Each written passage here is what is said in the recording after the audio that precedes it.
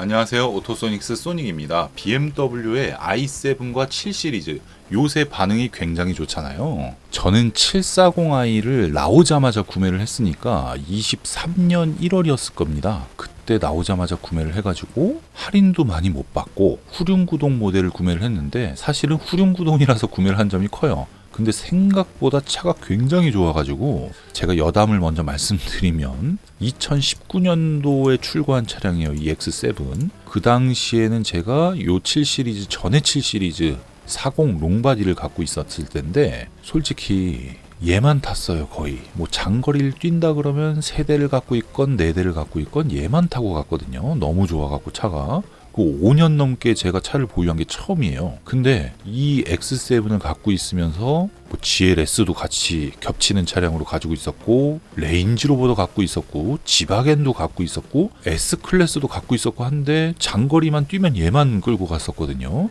근데 이 신형 7 시리즈를 출고하고 나서는 둘 다 자유롭게 갖고 다닙니다. 얘보다 마음에 들었던 차가 없었는데 7 시리즈 신형은 제가 이제 조만간 메인 채널에 리뷰를 하겠지만 진짜 괜찮아요. 특히나 제가 하는 분야가 소리 관련업, 이 주행할 때 공기 저항 개수를 굉장히 낮춰놓은 차량이고 저소음 타이어가 들어가 있더라고요. 전 뜯어보기 전엔 몰랐어요.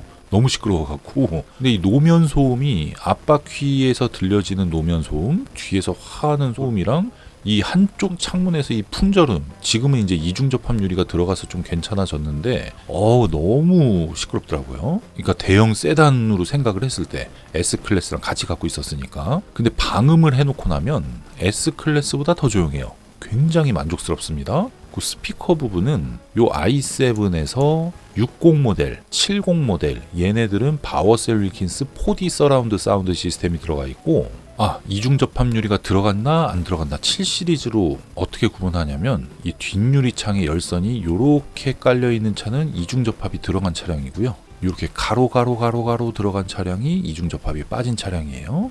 꿀팁이죠? 어쨌든 요 60 말고 i7의 아래 등급 차량, 7 시리즈 세단의 아래 등급이 되는 740i와 740d 모델은, 그러니까 거의 대부분의 7 시리즈는 바워셀 윌킨스의 껍데기를 하고 있는 하만카돈 수준의 시스템이 들어가 있어서 스피커를 튜닝하고 사운드를 튜닝하는 개념이 다른데, 이게 진짜 바꿔놨을 때 소리를 들어보셔야 돼요. 이거는 뭐 100번 설명이 필요 없고요. 오토소닉스 매장에 예약하고 상담 예약하고 오셔서 들어보세요. 진짜 좋습니다. 요게 이제 제 차, 요게 이제 스피커랑 방음을 하기 위해서 입고된 차량이고, i7이 방음해 놓은 게 7 시리즈 내연기관보다 좀 부족해요. 이게 배터리 팩이 깔려 있다 보니까 거기를 그냥 덜했나 본데, 그러면 안 되지. 노면 소음이 좀 많이 올라옵니다. i7이 더 올라와요. 해놓으면 짱, 진짜 좋아요. 뭐 740i, 740d는 이 i7의 사운드 제네레이터보다 엔진 소리가 더 조용해지니까 진짜 이건 방음 무조건 강추. 뭐 비용이 250만원, 300만원이면 제가 강추를 안 하는데, 저희 방송 올라간 것들 꾸준히 보셨던 분들은 제가 웬만해선 강추라는 말은 잘 안 하는데요, 이 7 시리즈 i7 방음은 강추. 진짜 좋습니다. 125만원 예상하시면 되고요. 엄청 좋죠. 그리고 전기차나 PHEV 플러그인 하이브리드 모델은 희망하실 경우 7kWh 충전해드리고 있습니다. 자, 내 차량의 오디오가 아이드라이브 8 이상의 버전에서 내 차의 오디오가 바워셀 윌킨스라고 딱지가 붙어 있는데 4D 오디오냐 하만카돈 수준이냐, 이걸 알아보시려면 음향 설정을 들어가면은요, 하만카돈일 경우에는 그냥 3D 서라운드, 온오프, 서라운드 온오프, 바워셀 윌킨스 찐 4D 서라운드 사운드 시스템일 경우에는 요 음향 모드가 이런 식으로 있습니다. 이머시브 사운드라는 음향 모드도 있고요.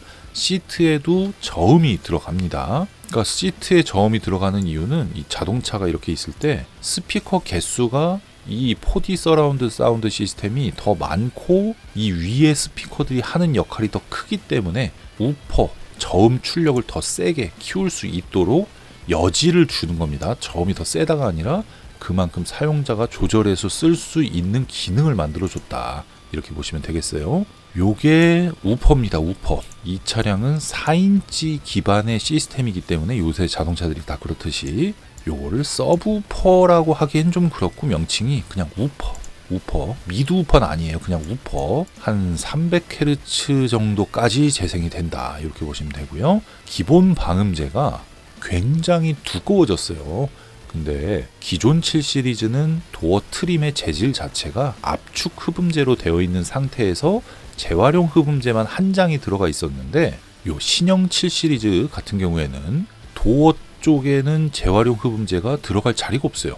빠졌죠. 그리고 도어 트림의 압축 흡음 재질이 빠졌어요. 대신에 이 순정 흡음재가 굉장히 두꺼워졌습니다. 근데 결론적으로 말씀드리면 이 풍절음과 외부 소음의 차단율은 이중접합이 아닐 경우에 기존 7 시리즈랑 신형 7 시리즈랑 큰 차이는 없어요.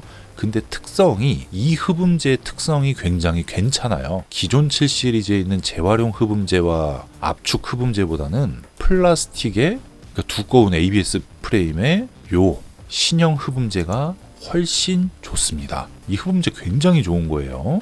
방음을 할 때 추가로 특성이 다른 흡음재를 추가하는 것이지 순정 흡음재를 버리면 안 된다. 대신에 요 흡음재 특성이 있기 때문에 요만큼 잘라놓은 겁니다. 다 설계하는 이유가 있습니다. 그리고 흡음재만으로 끝내냐? 또 그건 또 아니거든요. 근데 여러분께서 이거 방음을 할 때 내 차에 전체 방음이 되어 있다. 이 정도만 알면 될 것 같거든요. 왜냐하면 내 차에는 문짝에는 3M 신슐레이트의 D2의 상위 트림이 들어가 있고 철판에는 뭐뭐가 들어가 있고 ABS 패널에는 어떤 장치를 해놨고 이런 거를 세부적으로 알아서 좋을 게 없어요.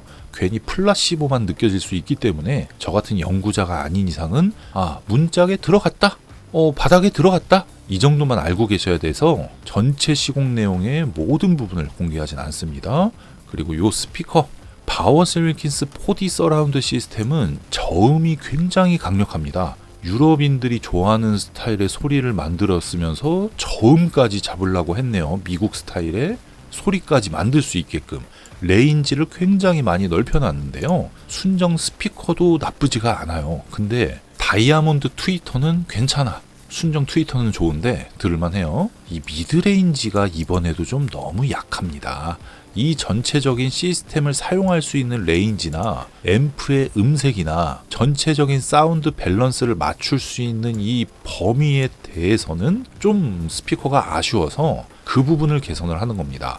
그래서 바워셀 윌킨스 찐 4D 서라운드 시스템이 들어가 있을 경우에는 이 다이아몬드 트위터가 특징인 시스템이기 때문에 여기 이렇게 조명 장치와 함께 그릴의 재질이 달라요. 근데 바워셀 윌킨스 4D가 아닌 베이직 시스템에는 이 그릴을 붙이면 안 돼요. 이 그릴 붙여서 좋을 게 없다. 그래서 그릴이 다르게 나오는 겁니다. 스피커도 가려져 있고 다 이유가 있는 건데 이쁘다고 이걸 끼면 반드시 부작용이 따라온다. 절대 하지 마세요. 그냥 어쨌든 이 차는 4D가 기본이니까 4D에 맞게 튜닝을 하는 거고 베이직 시스템은 베이직에 맞게 튜닝을 해줘야겠죠. 이 차량을 지금 설명드리고 있으니까 이 차량에 대한 부분만 설명해 드릴게요. 헷갈리지 않게. 바워셀 윌킨스 4D 서라운드 시스템의 우퍼 훌륭하다. 그리고 사용자 성향에 맞게 조절할 수가 있다. 바꿀 필요 없죠. 앰프 아주 훌륭하다. 모든 4D 오디오의 기능을 사용할 수 있다. 그 기능을 버리면서 싸제를 낀다? 바보짓이죠. 트위터, 더 좋은 트위터가 애프터마켓에 있기는 합니다만은 요 디자인의 색감과 이만큼 돈을 들였을 때 그만큼 효과를 볼 수 있냐라는 부분에선 물음표예요. 다이아몬드 트윗을 빼고 애프터마켓 트윗을 끼려 그러면 정말 좋은 걸 껴야 될 텐데 그 정말 좋은 걸 끼려 그러면 얘만 바꾸지 않고 얘도 바꿔야겠죠? 그럼 비용이 늘어나죠? 그럼 그 비용을 들일 만큼 순정 소리가 허접하냐? 그렇지가 않죠. 그러니까 이 밸런스에 맞게 튜닝을 하는 거라서 가장 아쉬운 부분 미드레인지입니다. 얘를 바꿔주고 그럼 얘랑 궁합을 맞춰줘야 되잖아요. 그 궁합을 맞추는 조율까지 해드리는 겁니다. 그게 스킬이에요. 그게.